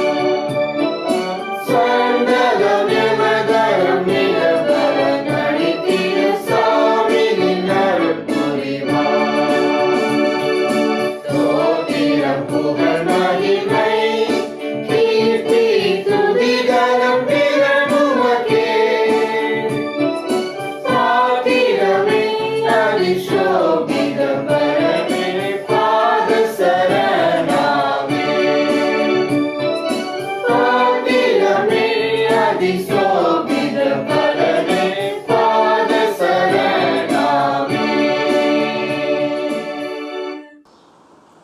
கர்த்தர் உங்களோடு இருப்பாராக. அவர் தமது ஆவியோடு இருப்பாராக. சமாதானத்தோடு போகடவும். கர்த்தரின் நாமத்தினாலே ஆமென்.